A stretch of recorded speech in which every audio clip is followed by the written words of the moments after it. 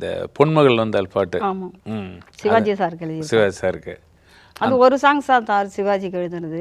அந்த ஒரே பாட்டு தான் இல்லை, 2 பாட்டு எழுதியிருக்காங்க. இன்னொரு செல்வம்ட்டு ஒரு படத்தில் அந்த கேஆர் விஜயம்மா நடிச்சிருப்பாங்க. என்னடி இத்தனை வேகம், அந்த பாட்டு. அந்த சிவாஜி சார் ஊர்ல இருந்து வருவாரு, முறை பொண்ணு, இவங்க அப்படி பாடிட்டு ஓடுவாங்க அவரை தேடிட்டு. அந்த பாட்டு ஒரு பாட்டு எழுதிருக்காங்க. அதுக்கப்புறம் ரொம்ப நாள் அவர் சான்ஸே கொடுக்கல. அது ஏன்னு எனக்கு தெரியாது. அதுக்கப்புறமா இந்த பாட்டு எழுதினோடனே அது பாட்டு ரெக்கார்டிங்கில் வந்து கேட்டிருக்காங்க. பாட்டு தூள் கலப்புது, என்ன யார் எழுதின பாட்டு அப்படின்னு கேட்கல. அவங்க சொல்லியிருக்காங்க, அந்த மாதிரி ஆலங்குடி சோமன் அவரை நான் பார்க்கணுமே அப்படி சிவாஜி சார் சொல்லியிருக்காரு.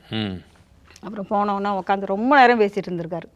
கேட்ட உடனே நீங்க மலையாளியா அப்படின்னு சொல்லி அப்பாவை கேட்டு பாப்பல. நீங்க மலையாளியா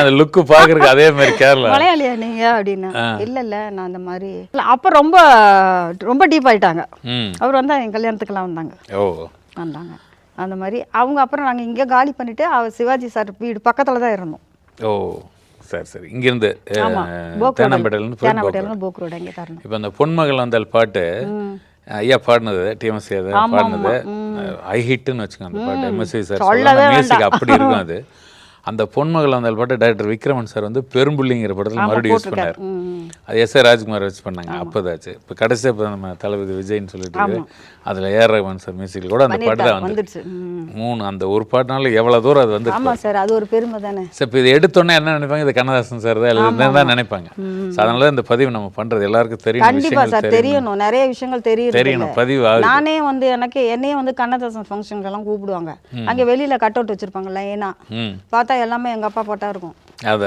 அப்புறம் நான் என்ன பண்ணேன், சொல்ல முடியாது, வெளியில வந்து சொல்லுவேன். சரி நீங்க கூப்பிடுறீங்க, சந்தோஷம், எங்க அப்பா பெருமைப்படுத்துறீங்க, அவரால் தான் நான் வந்து இந்த மேடையில நிக்கிறேன். ஆனா இதெல்லாம் என்னால சகிச்சுக்க முடியல. அடுத்த தடவை வரையில கட்டக்குள்ள மாத்திருங்க.